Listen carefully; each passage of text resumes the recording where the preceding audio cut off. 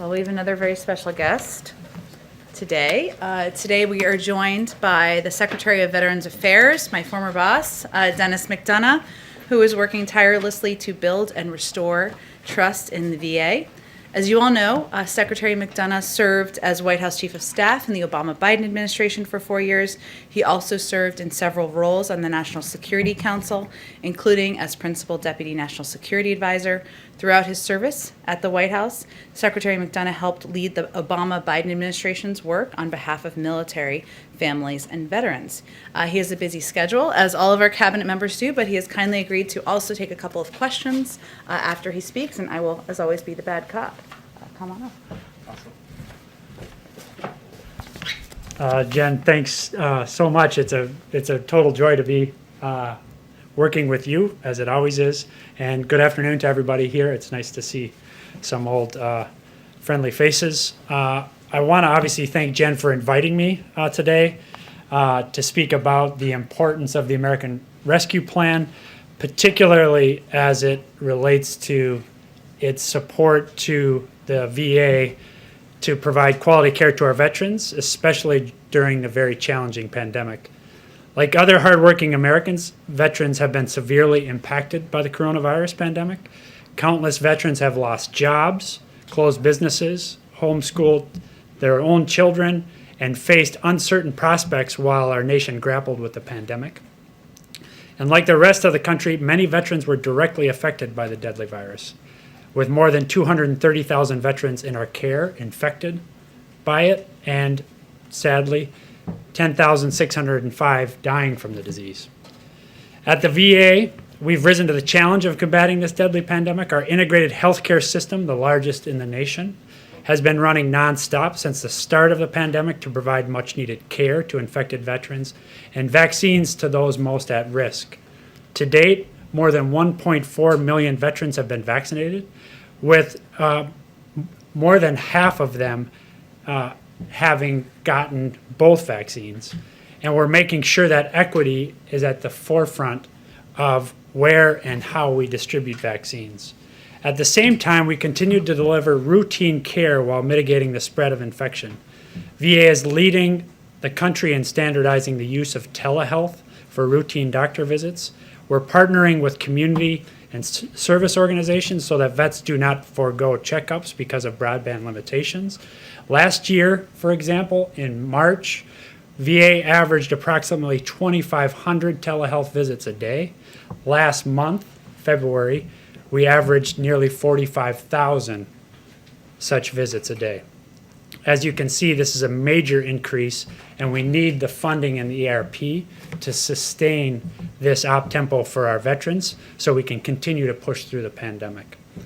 Lastly, before getting into a little bit more detail on the health situation, the Veterans Benefits Administration continues to help veterans cope with economic impact of the pandemic, from helping veterans avoid eviction and foreclosure to making sure that veterans can continue to rely on their GI Bill to pay for tuition. We make sure that VA can continue to adapt to these challenging times, and the President's American Rescue Plan will do just that. It will provide $17 billion in additional funding to VA, to include at least $13.5 billion to improve our ability to provide medical service to veterans affected by COVID, $272 million to cut through the backlog of disability claims, and help us manage the compensation exams that have access to which have worsened as a result of the pandemic, and $386 million to develop a rapid retraining program for veterans unemployed as a result of the pandemic. Now, let me just give you one other figure for you to consider. Since the start of the pandemic, 19 million appointments have been changed, canceled, or deferred as a result of the pandemic. 19 million. What we believe is, obviously, we've been able to compensate for those through the telehealth platforms, but not for all of them. And as a result of deferred care, which we're actually seeing across the healthcare system, not just in VA, we're going to see increased cost. And the ARP is critical to our ability to make sure that we can keep up with those demands of the increased cost. So our department remains fully committed, obviously, to fulfilling the sacred obligation that President Biden has made clear we have to those who serve in uniform. The rescue plan helps us deliver on that promise, especially in this unanticipated and significant time of crisis. We urge the Senate to pass the much-needed plan as soon as possible, and I thank you again, Jen, for the opportunity to be here with you. All right. Go ahead, Jeff. Secretary, can you explain how veterans should go about looking as to where to sign up for vaccination? Should they be going to the VA or should they be going to their states and localities? It's certainly been one of the trickiest parts of the vaccination process to figure out information on that. Yeah, so I want to start by telling, I think, what is a very positive story. Oftentimes you don't, at least we've not in the past been focused on good news stories about our scheduling process. Our scheduling process is actually working pretty well. And so the first answer, Jeff, is those veterans in our care, currently in the 75 and older and 65 and older, who are our particular focus at the moment, should be hearing from our schedulers. And our schedulers are in contact with them. And if you just take an example of the VA here in DC, they're moving through on some days, something like 80 veterans vaccinated in an hour. Now, that's obviously because of the vaccinators, it's because of the pharmacists, it's because of the nurses, but it's also because of the schedulers. And they're doing an amazing bit of work. So the first thing is they should be hearing from our schedulers. The second thing is we have a bunch of information on our website at va.gov, including how to get access to opportunities. And then we're working also with VSO partners and directly with veterans through even my office, whom we're hearing from, to make sure that they have the most recent information. Are there examples of frustrations? Absolutely. But we're staying obviously on top of this, Jeff, trying to be as transparent as possible. And in the first instance, reaching veterans directly to schedule them. Are there examples of overlap too, where veterans are maybe going to the VA, but also hearing from their local, or going to their state or local facilities as well? Definitely. And many of our veterans are obviously, this is the beauty of the integrated system, which is we provide care across the range of services. And so many of our, the over 6 million vets who are with us, rely on us for care across the board, are very sophisticated consumers of care. But then we have up to 9 million who are enrolled in the VA system, and they have choices, and we're seeing them make choices.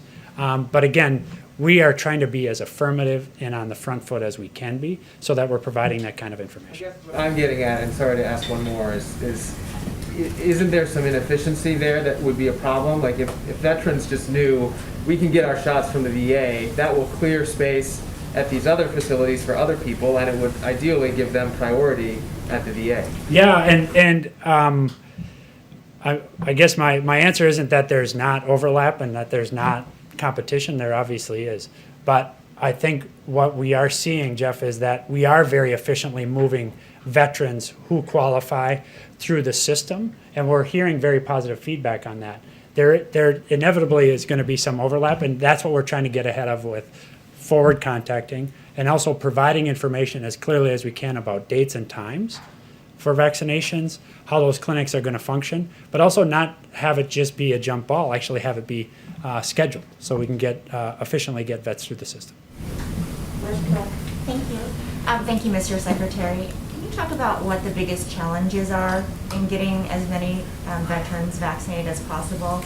And secondly, is a part of that hesitancy at all? Because I know Pentagon officials have said about a third of troops have not opted to get the vaccine. Yeah. So what are the challenges, and does that include hesitancy? Well, the biggest challenge is supply, and that's why we really need the American Rescue Plan. You've heard the president say this, you've heard Jeff Zients say this, you've heard Jen say this. We have more demand right now than there is supply. And that's notwithstanding the fact that the COVID coordinator, the president, have really cranked up supply week on week, including with these several innovative actions even over the last several days. with Johnson & Johnson and enhancing the manufacturing capacity. So the big challenge for us is supply.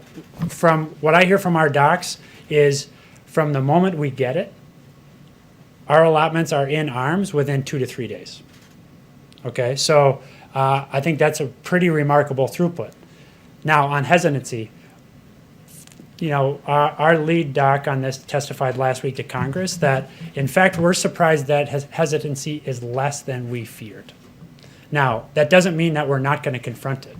But right now, we're seeing significant demand, that demand outstripping supply, and that demand consistent across categories. In fact, our performance among black vets, Latino vets, and white vets is pretty consistent, if not outperforming in black and Latino vets, white vets uptake. Nevertheless, this is going to be a problem going forward, so we're working very closely with our VSOs, very closely with Congress, and then very closely to tell the story of the more than 1.4 million vets who have gotten vaccinated to date. We're talking about what that experience has been, which is overwhelmingly positive. But we need the funding from ARP to get this done.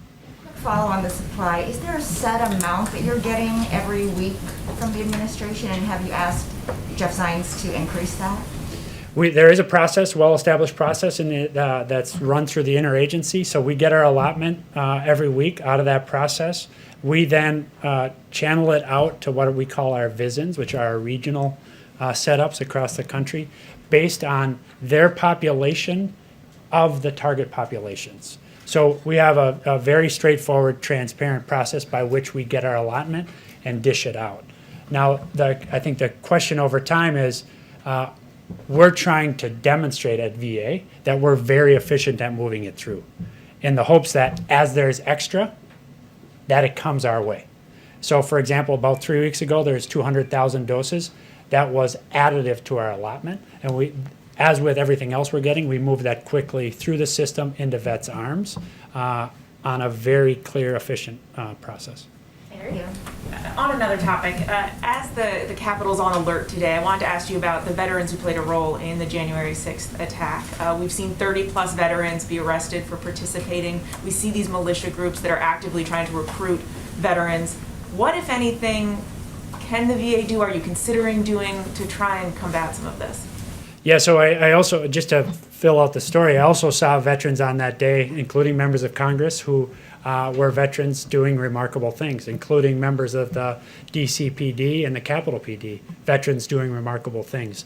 And so I think it's a full picture there that underscores that basically veterans continue to play a critical role in the country even after they retire from active duty, and we're very proud of that. As to the questions you raise, we'll take a look at that. We don't have anything specific to announce now, but again, I want to make sure that we have a full picture of things like remarkable members in the House. Mr. Gallego is one who comes to mind.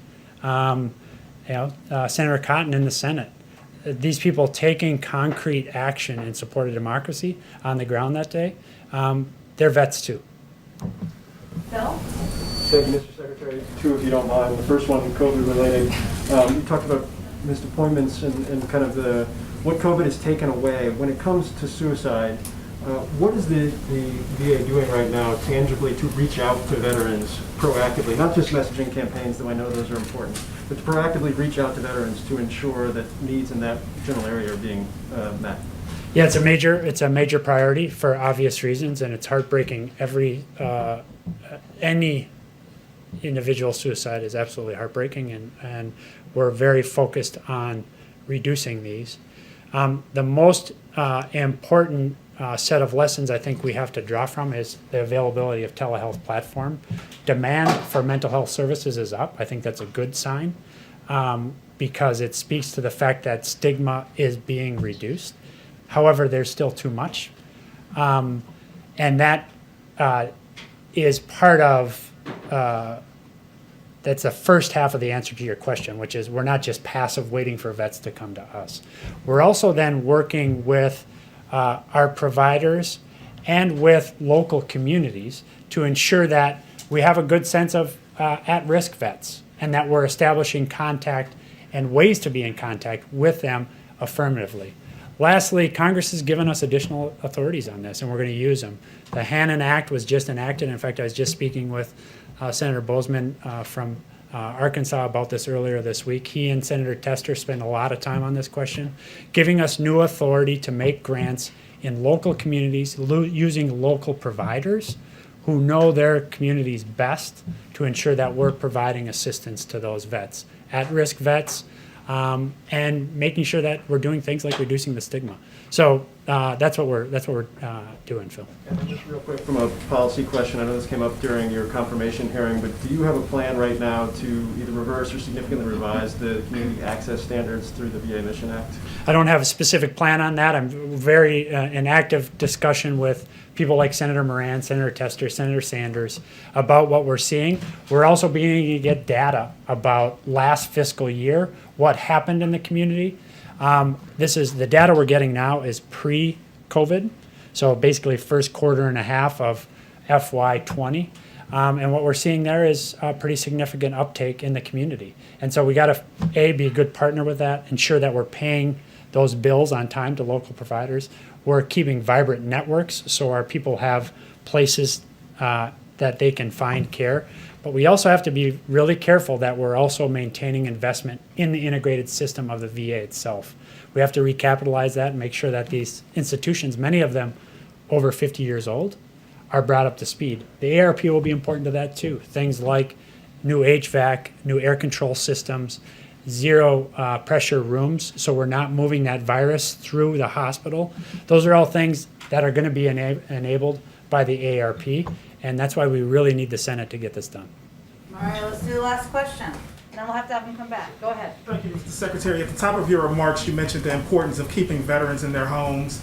The moratorium on forbearance and foreclosures, of course, was extended through June. Yes. Do you think it should be extended further? Well, we'll take a look at that, and we're taking a look at a lot of those things. Incidentally and importantly, in the ARP is additional funding for homelessness programming. We know that this continues to bedevil us as a country. It's an outrage any night that any vet is homeless. We're, over the last 10 years, down 50% on those numbers, but they're creeping back up as a result of the pandemic. And 50%, while progress, is nowhere near where we need to be. So we need that funding in the ARP. Thank you so much, Secretary McDonough. Thank You'll you. have to come back. Yeah, thank you very much. It's great to see everybody. Thank you. All right, a couple of other things at the top.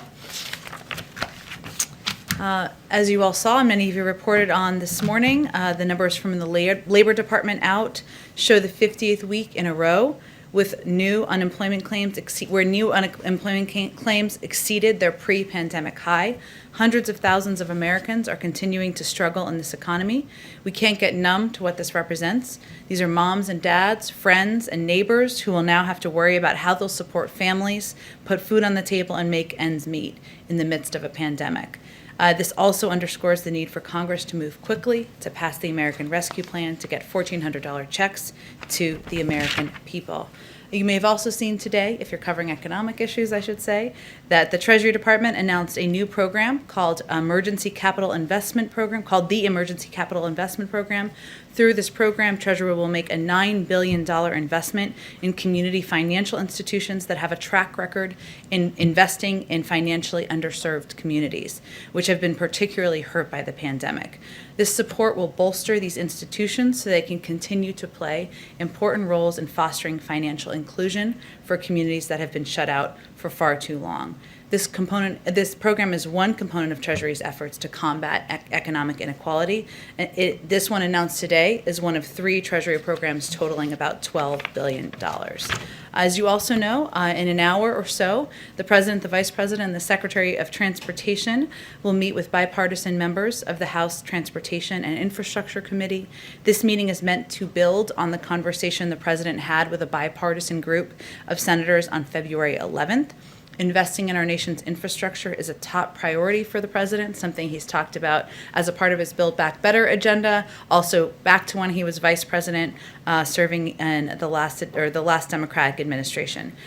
He believes we have to rebuild our crumbling roads and bridges, improve our communities, and create good union jobs for Americans. Chris also tells me he'll get Secretary Buttigieg here to talk to all of you, so we're relying on him for that. One last piece, I can't remember who it was, but somebody in here asked about Mississippi and the water situation on the ground in Mississippi. So as I mentioned we followed up with our FEMA team. We're, of course, continuing to closely monitor the situation in Jackson, Mississippi. We're not currently tracking any requests for federal assistance through FEMA from the governor, which is how, of course, that process works as it relates to Jackson. The Mississippi State National Guard has numerous water distribution sites in place, and the federal government, including the EPA, remains in close touch with the governor and mayor to offer support. Alex, why don't you kick us off? Sure, thanks, Jen. Two questions. Let's start with international. What is the U.S. doing to help free AP journalist Thein Sein and other journalists detained in Myanmar, including the ongoing crackdown against protesters there? Has there been any outreach to authorities there, and what's been the response? Well, I will say first that the detainment of journalists, the targeting of journalists and dissidents is certainly something that is of great concern to the President, to the Secretary of State, and to every member of our administration. And certainly this issue has been raised the issue broadly is raised in virtually every diplomatic conversation that members of our team have. As you're very familiar with, the situation on the ground in Burma is troubling. We've obviously been working closely with our partners in the region. We've taken sanction steps, as you know, to send a clear message that it's unacceptable. I don't have any diplomatic conversations to update you on. Those would likely happen through the State Department, so I would certainly suggest you reach out to them directly. And then domestically, we've seen a couple of high-profile IG reports out this week about former Trump officials. Does the president believe that inspector generals should continue to investigate and potentially pursue punitive measures against these Trump officials that are no longer in office, or does he think it's time to turn the page?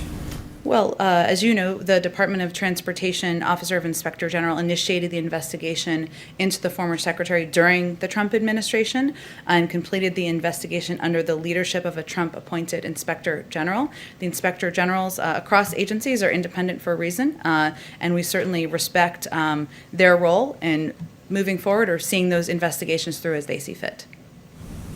Go ahead, Mary. The governor of Mississippi has responded to the president's comments yesterday, and he seems to have taken offense at some of the president's language.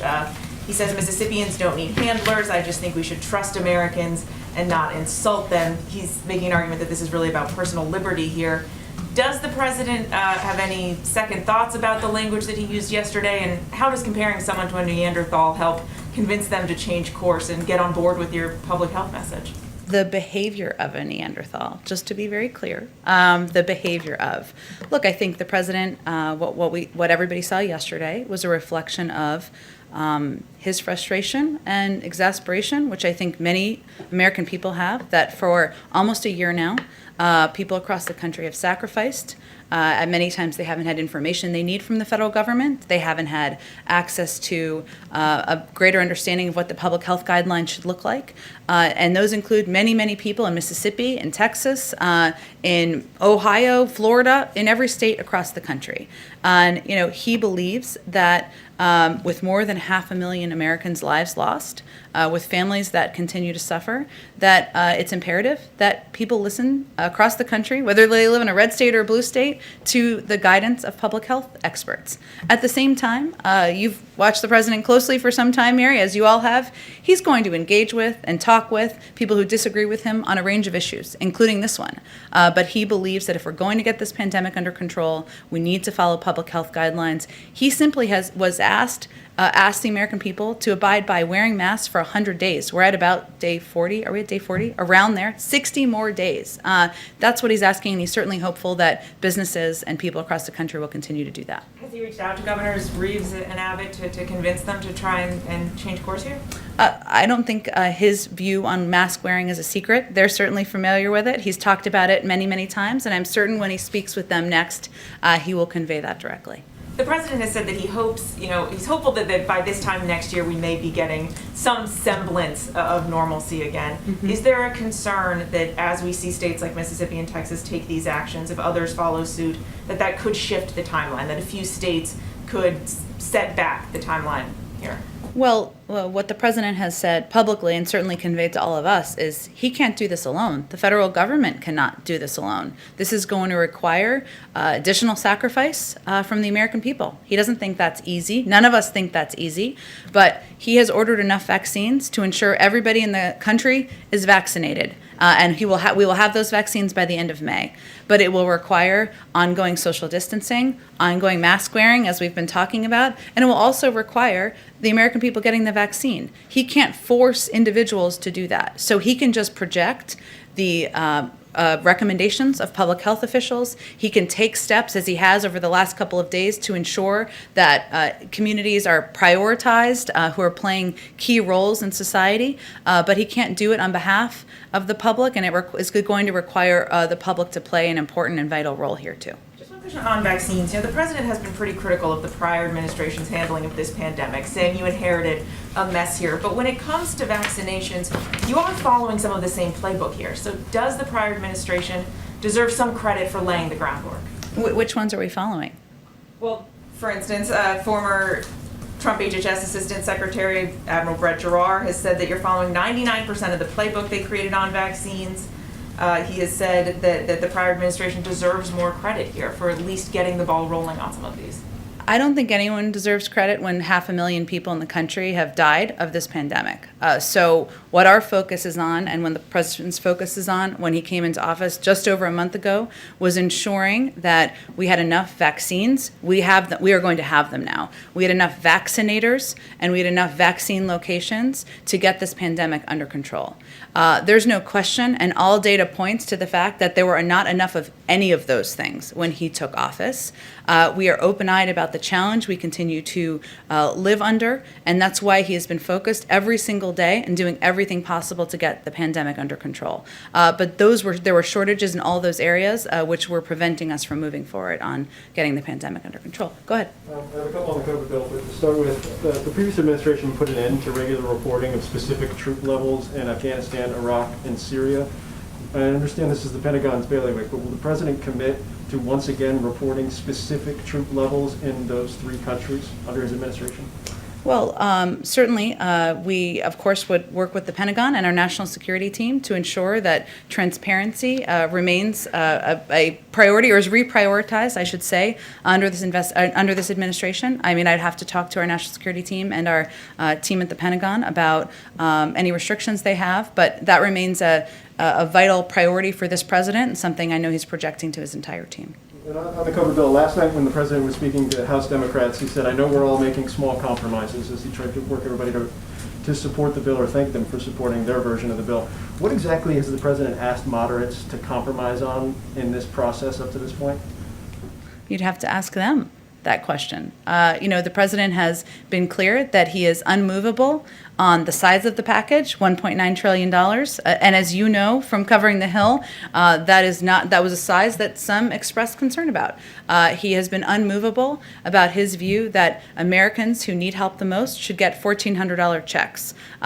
There were some who spoke openly about their concern about that. And he has been very clear that state and local governments need assistance now to keep cops on the beat, to keep teachers, to keep firefighters employed, and to keep state and local governments functioning. I'm sure there may be other issues that they have concerns about. I'll let them speak to that. But he has been insistent that the scope of the challenge requires this size of a package. And in order to address these twin crises that we're facing, it needs to have these key components included. And then last one, again from the president last night to House Democrats.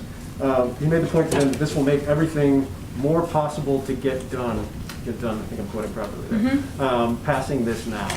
Is that the kind of theory of the case here? You get this done at this scale, and all of a sudden some of the difficulties you may have in the U.S. Senate become less so because people see that you were able to produce. I just want to make sure that I understand kind of his thought process going forward. I'm not sure what the context of that comment was. Can you tell me more of the context of it? Yeah, I don't have the full thing in front of me. Sorry about that. I was just struck because he said, if I will paraphrase, I promise I'm being accurate when I paraphrase this, that the idea being that if they get this done, there will be more trust in government, and if there's more trust in government, therefore, people will be willing to get behind maybe the priorities that House Democrats have going forward, whether that's on infrastructure, whether that's on climate, any of those things. He didn't list those off.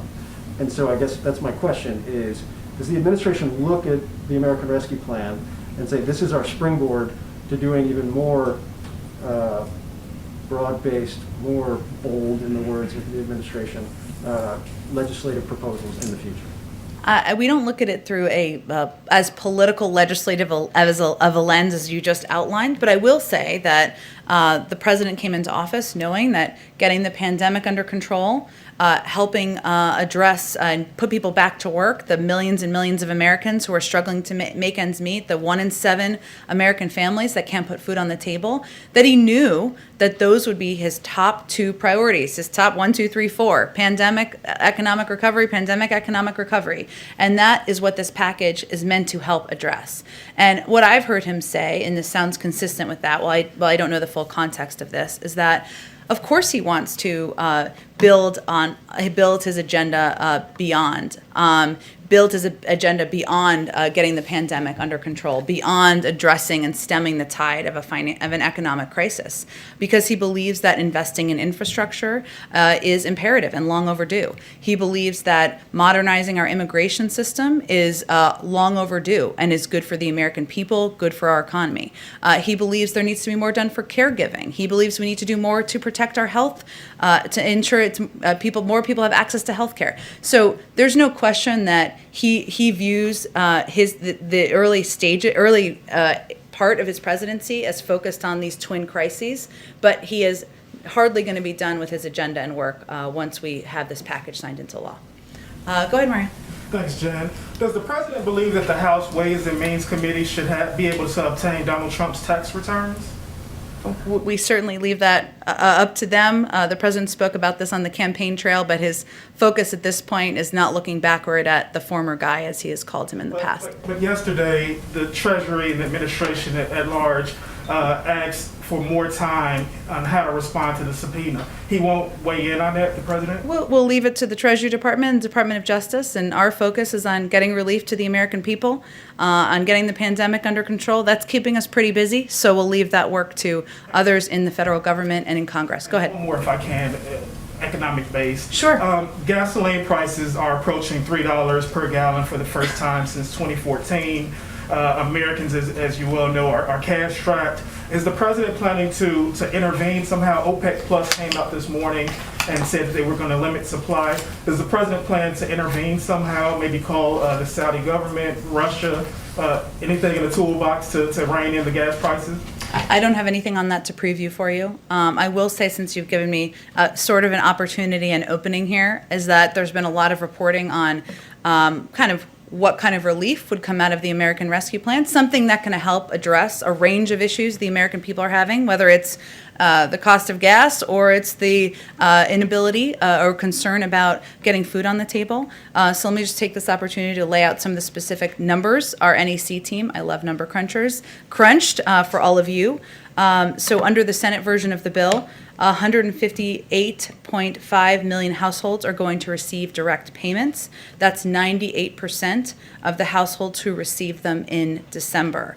And in the previous round of relief, that 2% sliver all received checks smaller than $600, in some cases as small as $100, because as you all know, it was scaled down after a certain income rate.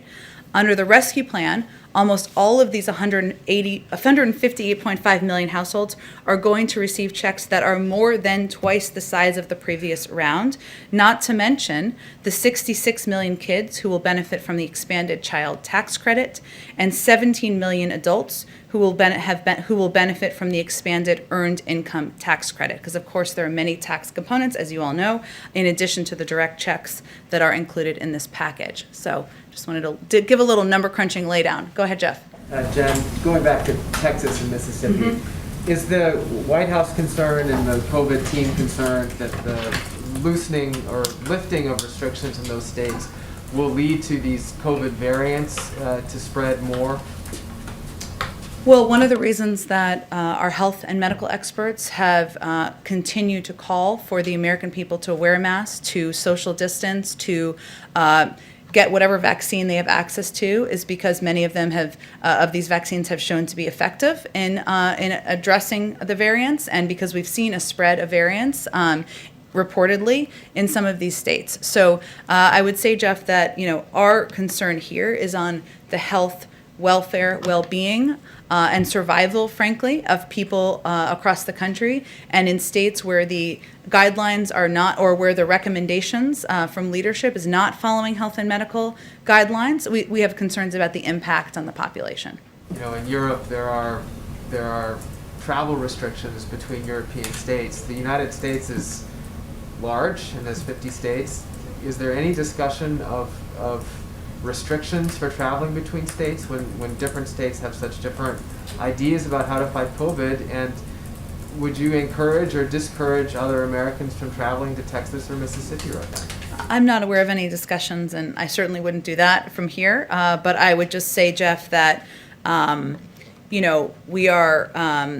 we are going to continue to use every method of the bully pulpit at our disposal to convey directly to people living across the country, including in many of these states, that mask wearing, social distancing, getting access to the vaccine is the path to go back to normal. And that is how we are going to get it done, and how the American people can return to, believe me, I'd love to take my kids to birthday parties and to parks and to go to a restaurant. I haven't been to one in a year. We all want that. This is the pathway to do that. And that's what we'll continue to convey. Go ahead. One more quick one on another topic. I'm sorry. The Capitol is on high alert today because of the potential of an attack related to a conspiracy theory about this date. Is the White House taking any additional security measures, and can you share any intel or readout about what you know about the threat? Well, let me first say, Jeff, that on the specifics of today's threats, the FBI and DHS have warned that the threat from domestic violent extremism, particularly racially motivated and anti-government extremists, did not begin or end on January 6th. And we have been vigilant day in and day out. Our national security and homeland security team has been since then, in part because we are witnessing a years-long trend of false narratives fueling violence, and the current heightened security environment in the national capital region writ large is an illustration of that. I'm not going to outline any security steps from here at any point in time, but I can say that our team is, of course, our team, the president personally remains deeply engaged in tracking these threats and receiving regular updates, as he does from his team, about threats, of course, but about incidents happening across the country. It's something he is personally engaged in. It's reflected in the comprehensive review he ordered in his first week of the job. He's also a diligent and an eager consumer of intelligence, and as you'd expect, appropriate elements of the intelligence community and law enforcement are providing a steady pace of information and analysis on a regular basis on domestic violent extremism in the country. Go ahead. Thank you, Jen.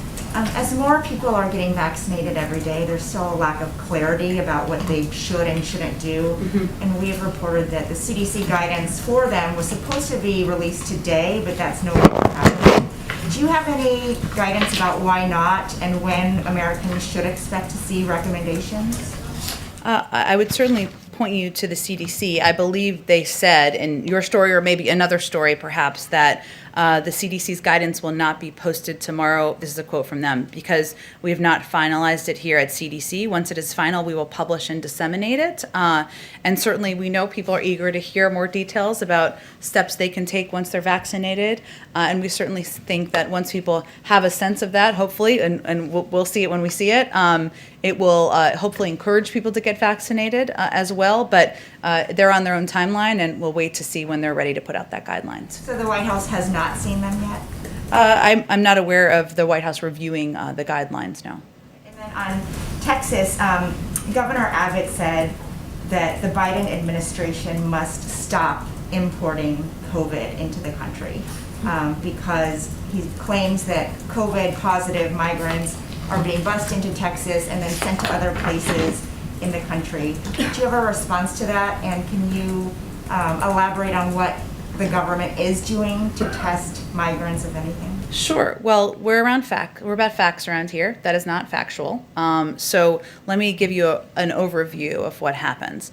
When migrants are placed in alternatives to detention, their COVID-19 testing, our policy is for COVID-19 testing to be done at the state and local level and with the help of NGOs and local governments. And that certainly is something that our policy is to have that be done, concluded before they are even moved to go stay with family members or others they may know while their cases are being adjudicated. And of course, our guidance to anyone, regardless of status, is testing positive for COVID-19 or experiencing COVID-like symptoms is, to social distance, to wear a mask, and seek medical attention as needed. But, in general, our approach and our policy is to work with local governments, work with NGOs to have testing, to ensure these migrants are tested, and that can take place, and that steps for isolation, quarantining, and medical care can be taken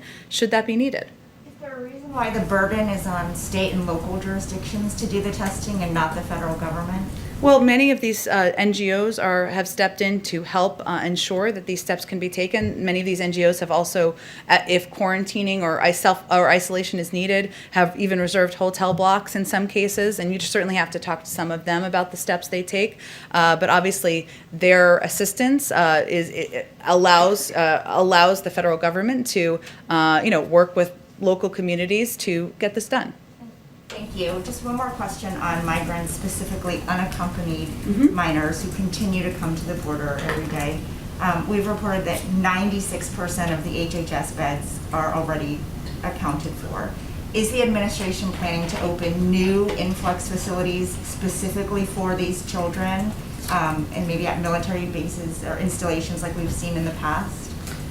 Well, I'm not in a position to confirm the specific numbers. I can say that there are, of course, a large number of unaccompanied minors who are coming across the border. And as you know, because we've talked about it in here, we believe that the humane approach is to treat these kids with humanity and ensure that they have a safe place to be. Well, I don't have anything to preview for you in terms of considerations underway at this point in time, but obviously we recognize that with the number that are coming in and the limited facilities we have and our desire to abide by COVID protocols, that it's a policy process that is imperative and a priority for this administration. Go ahead. Senate Republicans have made pretty clear that they intend to block major Democratic legislation. Given what the president has said about that, has he given more thought to the filibuster and making changes to that? Is he having discussions on that front? Which piece of legislation are they intending to block? HR 1, policing reform, there's some union-related legislation that the House is looking at next week. Well, our view is that voting rights, addressing needed reforms of unions, that moving forward on a number of long overdue policy efforts by Congress is too important to prejudge what the outcome will be. And we've certainly seen the threats by some in Congress, but we're going to continue to work to see if there's a bipartisan path forward. So he is not considering looking at the filibuster, pressing his Senate colleagues? His policy has not changed his on that issue. He believes that there is a path forward to work with Democrats and Republicans to get business done for the American people, and he'll continue to make that case. And secondly, why hasn't the president signed the paperwork to lift raise the refugee cap? The State Department has been booking flights, but has since canceled those. Well, I would refer you to the State Department. I know that they have to have systems in place in order to implement policies like that, but will have more details on where things stand. And just lastly, on HR 1, it includes some restrictions on so-called dark money, secret money. The president, his allies have just formed an outside group. Will he instruct them to make those donors to that group public rather than keeping them secret? Well, I'm not sure he's in the position to instruct them. That's not the relationship we have, but he certainly can. I would refer you to them on what their policy is going to be for making donors public. He can make his position known, though, right? And he's spoken to this issue in the past, but I don't have anything to I would point you to the outside group for any further comment on that. Go ahead, Ashley. Thanks, Jen. A few questions. There were a few late changes in the COVID relief bill that could help several states, including Alaska, by increasing funding for lower population states, as well as adding money for tourism and seafood processors. Did President Biden sign off on these changes personally, and was this aimed at all at getting Senator Murkowski to support the bill? I would say the majority of negotiations at this point are between senators themselves in Congress, and that's where the discussions are. Of course, the president is engaged with members, as you know, who are here sometimes in the Oval Office, who he talks to on the phone, but I'm not going to outline any more particulars for you other than the majority of negotiation is between senators in Congress. And on schools, we know the administration's goal for the first 100 days. Can you talk a little bit about what the public should expect for the fall when the new school year will start, what the goal is and what the reasonable expectation should be? Well, we don't have new goals to outline, but I would tell you that now that we have a Secretary of Education in place, his number one priority is ensuring schools are open, that they're open 5 days a week, that schools have the information they need to put in place the mitigation steps. Obviously, we need the money from the American Rescue Plan to get that done in certain communities, but our objective is for schools to certainly be open. But is it fair, is it a reasonable expectation for parents and families to expect that kids will be back in what we think of as a more traditional classroom setting 5 days a week for the next grade in the fall? Well, that certainly is our hope and our objective, but the Secretary of Education is going to be leading this effort. He's going to have a summit he's announced. He's going to be working closely to help school districts work with them to implement these guidelines that have been put out by the CDC, and so I expect he'll have more to say on it. And lastly, how quickly does President Biden plan to move to name a replacement for Neera Tanden? I don't expect to have an announcement this week. Beyond that, I don't have anything to preview for you. I would say our focus right now is on getting the nearly half a dozen cabinet nominees, including our nominee to be the Attorney General of the United States, through Congress, because those are essential roles we need to have in place leading these departments. As you know, he's nominated an incredibly qualified and well-respected woman, Shalanda Young, to be the deputy at OMB, and we're certainly hopeful Congress will move forward on that, and then she would be in a place to be the acting head while we go through the process of nominating a replacement for Neera. Go ahead. On the border, is the White House or the administration planning to ask FEMA to assist with the influx of children coming across the border? And if so, does that mean that you consider it an actual genuine emergency? Well, I would say that that's probably a question for the Department of Homeland Security, who obviously oversees that, and the Department of Health and Human Services, who oversees the facilities and the shelters where these kids are. Certainly, one of our concerns is that there is, as we were talking about earlier, an influx of kids at a rate and a pace that is going to require us to, make considerations about where we're going to safely house them, and that is something that is under discussion in the administration, but I don't have any. I would just send you to them, who oversee the Department of Homeland Security, oversees the process. And in the current stimulus proposal, the child tax credit is expanded temporarily from $2,000 to $3,000. Would the president support making that expansion permanent, or any of the other temporary expansions in the bill permanent?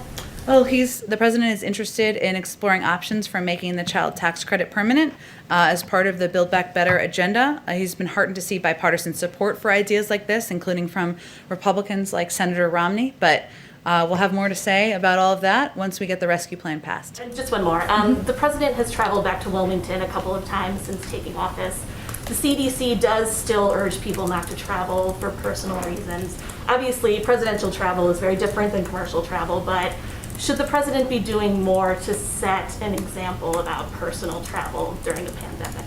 Well, the president lives in Wilmington. It's his home. That's where he's lived for many, many years. And as you know, as any president of the United States does, he takes a private airplane called Air Force One to travel there. That is, of course, a unique from most Americans, but I think most Americans would also see that as a unique circumstance. Go ahead. Thank you, Jen. So a group of 9/11 families sent a letter to President Biden this week, and they're asking that that he declassify FBI documents that talk about the Saudi link to the September 11th terror attacks. Would this be something that President Biden would consider? I would send you the Department of Justice. And then another question. 4 years ago this week, President Trump announced that he was going to donate the first quarter of his salary basically back to the government. Wondering, obviously realize they have very different financial circumstances, but will We don't the know. We haven't seen his tax returns. That is true. We're not sure. But will the president consider donating a portion of his salary either back to the government or to a charity of his choice? I'm happy to talk to him about that and get back to you directly, or others who are interested. Go ahead in the back. Hi, Sue Daniel from the Irish Times. Just a bit of a change of tack. Given we're in March and less than 2 weeks away from St. Patrick's Day, I was wondering, what are the White House plans to mark St. Patrick's Day? We do know that the President Biden, is very proud of his Irish heritage, and just wanted to know, do you have any update on the plans for that? I don't have an update on specific plans, but the president has a special place in his heart for the Irish, as do I, and I expect certainly we'll have more details to share in the coming soon, given as you said it's 2 weeks away. Of course, any recognition of St. Patrick's Day would look different from past years, but we will certainly mark the day, and we'll have more to say on it as we get closer. And just a second question on trade. This morning, the Biden administration suspended tariffs on UK exports as part of the Boeing Airbus ongoing dispute. But also on the on this area today, and there are continuing tensions around Brexit in Northern Ireland, and the UK has been accused of reneging on international law for the second time over a delay in imposing checks between Northern Ireland and Great Britain. Just those two aspects, in terms of a UK-US trade deal, where do things stand now at the administration? Is a UK-US trade deal a priority for this administration? Or are they concerned? President Biden has said before that, and I quote, any trade deal between the US and UK must be contingent upon respect for the Good Friday Agreement in Northern Ireland. So that certainly remains the case. I will say, 'cause since you brought up, and everybody may not be following the suspension of tariffs news this morning, in a joint statement, the United States and the United Kingdom announced a 4-month suspension of tariffs related to the ongoing large civilian aircraft dispute, and the 4-month tariff suspension was agreed to ease the burden on industry and take a bold joint step towards resolving the longest-running dispute, one of the longest-running disputes at the World Trade Organization. And certainly President Biden has been unequivocal, I should say, in his support for the Good Friday Agreement. This agreement has been the bedrock of peace, stability, and prosperity for all the people of Northern Ireland. We are also welcome cooperation between our British and Irish partners on the Northern Irish Protocol and the recent strong statements on these governments' full commitment to the Good Friday Agreement. The final one on the Boeing dispute. The fact that the UK has moved to suspend these tariffs on UK exports, is this a sign that the US is prepared to reach some kind of negotiation settlement with the EU on the tariffs on this very long-running disagreement over Boeing and Airbus? I don't have anything to preview for you on that. This is just, of course, an announcement made this morning. It was meant to de-escalate the issue and create space for a negotiated settlement to the Airbus and Boeing disputes. But in terms of additional steps, I don't have anything to preview for you. Go ahead. Thank you, Jen. You mentioned earlier on masks. You referenced the president's frustration and exasperation with people who are not following the science. It would appear that notwithstanding, there are still millions of Americans out there who are not following the science, certainly in places like Texas, Mississippi, South Carolina, and other places. So I'm wondering, why doesn't the president consider ratcheting up his rhetoric beyond Neanderthal and personalizing his concern? Why doesn't he think about saying, folks, here's the deal. If you don't wear your mask, people are going to die because of you. That would certainly get people's attention. Well noted. I will say the president has been clear that if people wear masks for 100 days, 60,000 lives could be saved. And he has been clear. He did a whole PSA during the Super Bowl about it, about the benefit and impact of mask wearing. He also, though, does not believe that people of any state or any American should be hurt by the guidance of their leadership. And so that's why he's spoken directly to the American people. We all are trying to, about the impact of mask wearing, of social distancing, and of taking the vaccine when people can have access to it. Go ahead in the back. To the EU and China, what does the president expect from the Europeans in terms of confronting China, which he calls a strategic competitor? And how does the president see the China investment deal which they struck shortly before he took office? Well, I will say first that in the president's engagements with leaders in the European Union, which were many of his first and early discussions, the relationship with China and working together in partnership and in lockstep was certainly central to all of those discussions. In terms of the specific trade agreement or negotiations, I guess I should say, that was announced shortly before he took office, I believe we spoke to that at the time. I don't think I have anything new to preview or convey to you about that. Thank you, Jen. Oh, sorry, I didn't get to one person. Sorry, Alex, go ahead. I appreciate it. Two questions. First of all, wanted to ask about something we're hearing from a lot of Republican senators on some of the nominees at EPA and Energy, is the idea that they oppose them not necessarily because of the nominees themselves, but because they believe they'll be taking orders from White House advisors Gina McCarthy, John Kerry. Just wondering if you could respond to that and talk about how the White House envisions their role in relation to the actual Senate-confirmed heads of those agencies.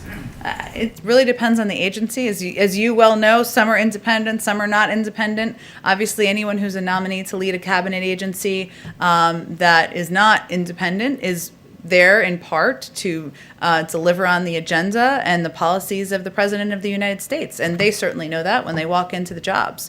But he also welcomes debate and welcomes proposals and welcomes ideas on how to address the various crises we're facing, including the climate crisis. So it really depends on who you're speaking to or who you're speaking about. I think the president's feels confident that his nominees across the board are qualified, they're experienced, they're prepared to do the job, and he's eager to have his team in place and hopeful that the Senate moves forward to confirm the remainder of his nominees. And then if I could also, any White House reaction to Microsoft and this hack that they're talking about, is the president taking any steps, being kept up to date, being briefed on this? I'd have to talk to our cyber team about that and see if there have been any updates or briefings on our end. Go ahead, Ashley. Following up on Shalonda Young, you said that the hope is that she'll be the acting director. She has a ton of support on Capitol Hill from the CDC, from House Democratic leadership. Why has the administration not just gone ahead and nominated her to be the official director?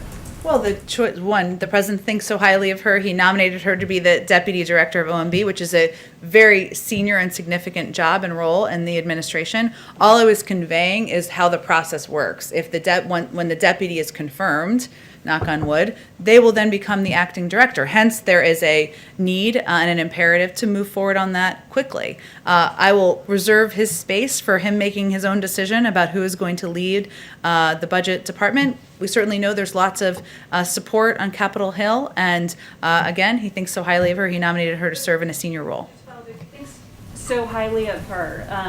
I guess, why is the obvious next step not just to appoint her to that top position? Well, Ashley, there's a range of individuals in the country who are qualified for the job, so we'll leave him the space and time to make a decision about who he'd like to nominate as a replacement for Neera Tanden.